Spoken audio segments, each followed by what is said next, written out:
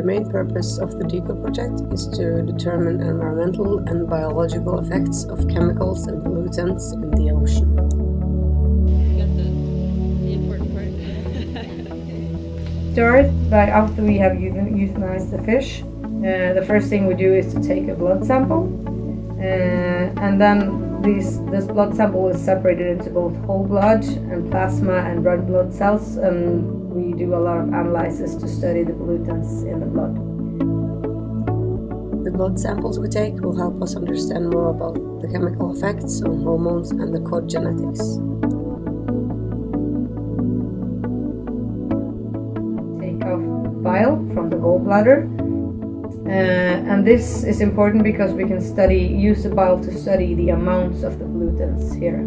We can analyze actually how much we find of the pollutants inside. So that's quite interesting. And after we have taken out that, the next thing is to excise or take out the liver. And the liver for us is one of the most important organs. The cod is a lean fish. Except from the liver, almost all of the fat the cod has we find in the liver. And a lot of these pollutants that we study, they like fatty tissue. That's where they are stored.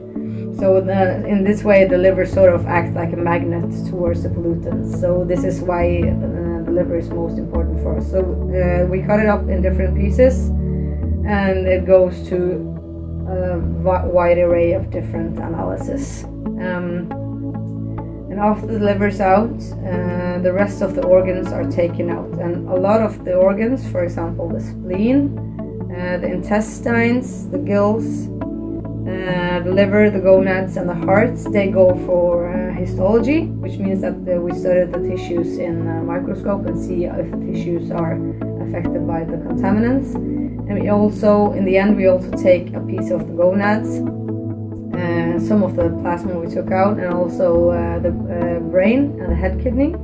These are all reproductive organs, so we look at them to see how reproduction also is affected by these pollutants.